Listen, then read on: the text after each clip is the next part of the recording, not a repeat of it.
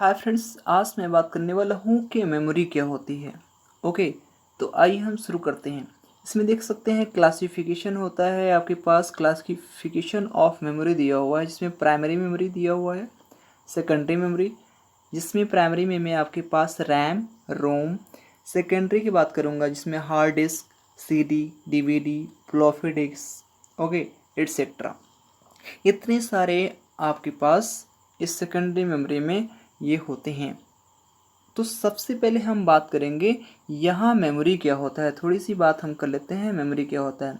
जो मेमोरी होती है यह एक लोकेशन होता है जिसमें हम डेटा और इंस्ट्रक्शन को क्या करते हैं, स्टोर करते हैं।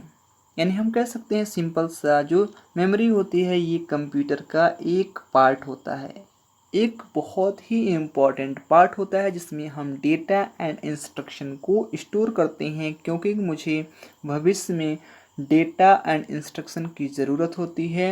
ओके, ताकि इसका हम यूज कर पाएँ। तो ये रहा थोड़ी सी मेमोरी के बारे में संक्षिप्त रूप से। हम अब बात करने वाला हूँ जिसमें हम बात करेंगे, इसमें रैम के बारे में बात करूँगा। इसके बाद रोम के टाइप्स क्या होते हैं, रैम के टाइप्स के बारे में बात करूँगा। उसके बाद हमारे पास इसी क्रम में आएंगे हम लोग हार्ड डिस्क क्या होते हैं, सीडी क्या होते हैं, डीवीडी क्या होते हैं। इसके अलावा जो होगा इससे रिलेटेड जितने सारे आपके पास एग्जाम्पल और होते हैं सेकेंडरी मेमोरी में, इसकी बात मैं करूँगा। तो सबसे पहले मैं बात करने वाला हूँ रैम क्या होता है, जो आपने प्रीवियस क्लास में पढ़ चुके हैं।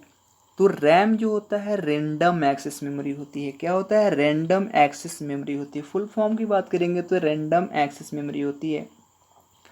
यहाँ देखेंगे आप लाइन बाय लाइन के हिसाब से चलेंगे। इसके अलावा एडिशनल इन्फॉर्मेशन को आपको बताने का प्रयास रैम के बारे में और भी मैं करूँगा। आप ध्यान से सुनने का प्रयास करेंगे ताकि आपको भविष्य में इसकी नीड बनी रहेगी। तो हम यहाँ बात कर लेते हैं, पहले डिफिनेशन की बात कर लेते हैं जो एग्जामिनेशन में आपको लिखने के लिए काफ़ी हेल्प करेगा। यहाँ लिखा हुआ है random access memory is temporary memory used for storing data and instruction.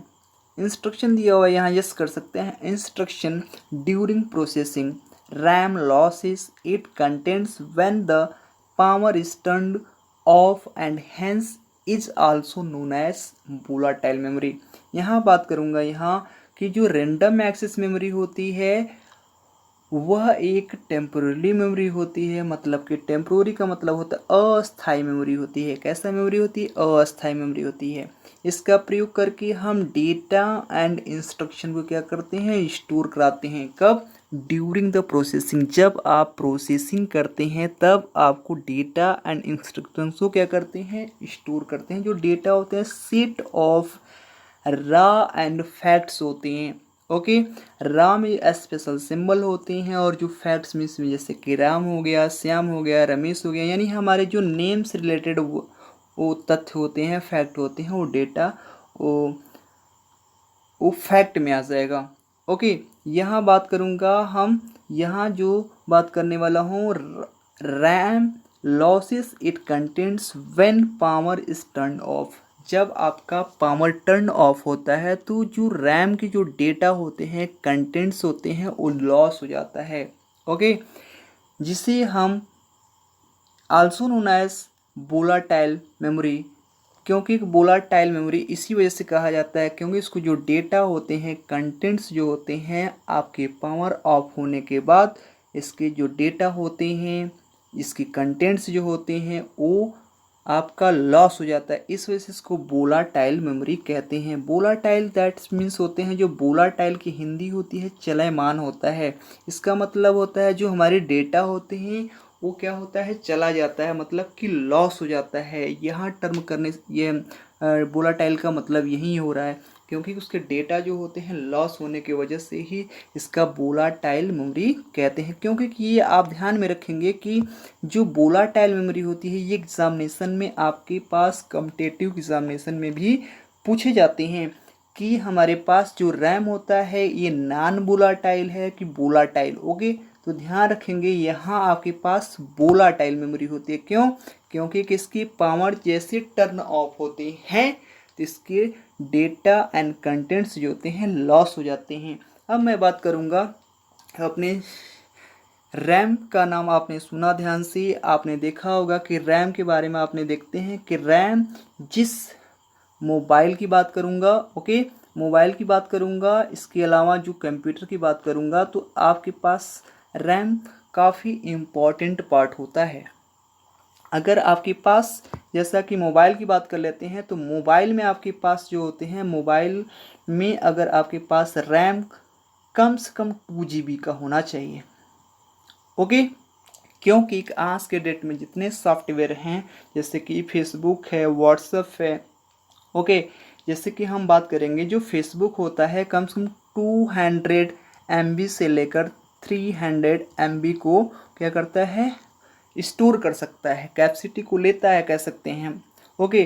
तो ये जो होता है इतने को एक्सपेंस करता है, तो हमारी जाहिर सी बात है बहुत सारे सॉफ्ट रैम के बारे में थोड़ी सी और जानकारी रख लेते हैं। जैसा कि आपको पता है, जो रैम होता है ये सीपीयू को जो फाइल चाहिए होती है, रैम उसे जल्दी से जल्दी भेजने का काम करती है, ओके। जब आप कोई भी ऐप्स इंस्टॉल करते हैं, वह रैम में नहीं बल्कि फ़ोन के जो इंटरनल मेमोरी होती है, कौन सी, इंटरनल मेमोरी में जाकर स्टोर होती है। यानी कोई भी ऐप्स आप डाउनलोड करते हैं, इंस्टॉल करते हैं, आपके फ़ोन के मेमोरी में इंस्टॉल होती है, ओके, इंस्टॉल होती है। जब आप उसे रन कराते हैं तो वह फ़ोन के इंटरनल मेमोरी से वो रैम पे आ जाती है। किस पे आती है, रैम पे आती है, ओके, रैम पे आ जाती है, रैम काम करने लग जाती है, ओके। सीपीयू रैम के बीच बहुत सारे इंफॉर्मेशन को ट्रांसफ़र करता है ताकि वर्क वो बहुत आसानी से परफॉर्म कर पाए। यानी हम कह सकते हैं जितने सारे ऐप्स आप डाउनलोड करते हैं वो किस में होते हैं, फ़ोन के इंटरनल मेमोरी में होती है, ओके। यानी रैम की बात करेंगे, यानी हमारे पास 1 GB का होगा, बहुत सारे ऐप्स को हम यूज करेंगे तो प्रॉब्लम आएगी, ओके। इस क्यों, क्योंकि मोबाइल का जो आपके पास इंटरनल मेमोरी होती है उसको हम बढ़ा नहीं सकते हैं, जो रैम लगा होता है उसको हम बढ़ा नहीं सकते हैं, ओके। हम चिप जो होगी हमारे पास, जो मेमोरी की साइज को हम बढ़ा सकते हैं, लेकिन जो हमारे पास रैम होगा, मोबाइल की बात कर रहा हूँ, मोबाइल में नहीं बढ़ा सकते हैं, लेकिन हम कंप्यूटर की बात कर सकते हैं, तो वहाँ हम रैम के साइज को बढ़ा सकते हैं, ओके। तो ये बात ध्यान में रखेंगे आपके पास रैम के बारे में। अब बात मैं करने वाला हूँ यहाँ रैम के टाइप्स की बात करूँगा। यहाँ ध्यान रखेंगे, यहाँ रैम 2 टाइप्स के होते हैं। एक होता है स्टैटिक रैम होता है, सेकंड होता है डायनेमिक रैम होता है, ओके। तो आपने प्रीवियस क्लास में रैम के बारे में केवल पढ़ा होगा, अब हम जानेंगे कि इसमें क्या थोड़ा सा डिफरेंट होता है, स्टैटिक रैम में क्या डिफरेंट है एंड डायनेमिक रैम की बात करने वाला हूँ। तो सबसे पहले मैं स्टैटिक रैम की बात करूँगा, आइए हम जानते हैं line by line. Static RAM लिखा होगा, the information stored in static RAM need not be refreshed but it remains stable as long as power supply is provided. SRAM is costly but has higher speed than DRAM, okay. हम यहाँ बात करने वाला हूँ कि जो information static RAM में store होता है उसको हम रिफ्रेश करने की कोई नीड नहीं होती है, उसको कोई रिफ्रेश करने की ज़रूरत नहीं होती है, but it remains stable as long as power supply is provided, okay. इसमें जब तक कि बिजली की आपूर्ति की जाती है, यानी तब तक स्थिर रहता है, स्टेबल रहता है, जब तक कि आप बिजली जो पावर की सप्लाई प्रोवाइड करते हैं तब तक वो स्टेबल रहता है, यानी कि स्थिर रहता है, ओके। हम बात एक बार और ध्यान सुन लेंगे, यानी हम कह सकते हैं जो हमारे पास स्टैटिक रैम होता है उसको कोई नीड नहीं होती है, रिफ्रेश करने की कोई नीड नहीं होती है। एग्जामिनेशन में पूछा जाता है कि कौन सी मेमोरी को रिफ्रेश नहीं किया जाता है, तो आप स्टैटिक रैम को रिफ्रेश नहीं किया जाता है, और आपकी जब तक पावर सप्लाई होती है तभी आपका जो डेटा होते हैं वो क्या होता है, स्थिर रहता है। अब बात मैंने करने वाला हूँ इस रैम इसमें कॉस्टली होता है but has higher speed than D RAM, और डी रैम से इसकी जो स्पीड होती है काफ़ी हाई होती है। तो ये रहा आपके पास स्टैटिक रैम के बारे में। अब बात करने वाला हूँ डायनेमिक रैम की बात करने वाला हूँ। The information stored in dynamic RAM has to be refreshed few millisecond. यानी हम कह सकते हैं जो डायनेमिक रैम होता है इसमें रिफ्रेश करने की नीड होती है, कुछ मिली सेकेंड के बाद मुझे रिफ्रेश किया जाना चाहिए या रिफ्रेश करना कंपल्सरी होता है, अदरवाइज इस इरेस्ड, यानी इसके जो डेटा होंगे वो इरेज हो जाएंगे। In other words D RAM must be continuously rewritten in order to maintain its data, यानी डेटा को मेंटेन करने के लिए कंटिन्यूसली हमको लिखना होता है, री रिटेन करना होता है। इसके अलावा D RAM is used for most system because it is cheaper has higher storage capacity than statics.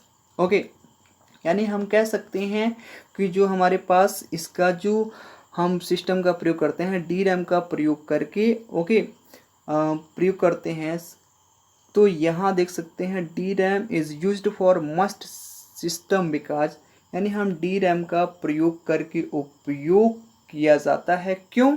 यानी इसका मस्ट क्यों उपयोग किया जाता है? क्योंकि यह चीपर है, सस्ता है और स्टोरेज कैपेसिटी इसकी इस स्टैटिक्स से क्या है, हाई होती है। यानी स्टोर करने की जो कैपेसिटी होती है ये स्टैटिक रैम से काफ़ी हाई होती है, यानी इसमें डेटा को ज़्यादा से ज़्यादा स्टोर किया जाता है और यह सस्ता होता है। ओके, तो अब बात करने वाला हूँ आगे मैं ये रैम के जो लिमिटेशन कुछ दिए हुए हैं। ओके, लिमिटेड स्टोरेज कैपेसिटी, यानी कि हम रैम की जो स्टोरेज कैपेसिटी होती है कुछ लिमिटेड होता है, इसमें लिमिटेड होती है और यह वोलाटाइल नेचर का होता है। किस नेचर का होता है? वोलाटाइल नेचर का होता है। ओके, इसी क्रम में हम आगे बढ़ेंगे। इसमें क्या जानते हैं, अब रोम के बारे में जानते हैं। जैसा कि आपको पता है रोम जो होता है ये होता है रीड ओनली मेमोरी होती है। क्या होता है? रीड ओनली मेमोरी होती है। In this memory information once stored remains fixed. Okay, यानी जो इंफॉर्मेशन होते हैं एक बार स्टोर होने के बाद वो फिक्स होते हैं। It can not B change, इसमें हम कोई चेंज नहीं कर सकते हैं। ओके, यहाँ लिख सकते हैं so ROM can be read and used.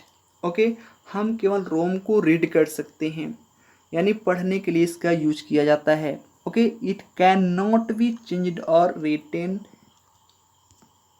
On to. Okay, it can not be changed और रिटेन, उसमें हम कोई चेंजेबल नहीं कर सकते हैं, कुछ रिटेन नहीं कर सकते हैं, लिख नहीं सकते हैं और उसमें हम कोई चेंज नहीं कर सकते हैं। जनरली रोम कंटेन स्टार्टअप इंस्ट्रक्शन। ओके, रोम में जो भी इंस्ट्रक्शन होते हैं वो स्टार्टअप के लिए होते हैं। What do when computer is turn on, what to do, यानी क्या करता है कंप्यूटर जब टर्न ऑन होता है, जब आप ऑन करते हैं। Okay, the contents of ROM remain stored even power is turned of.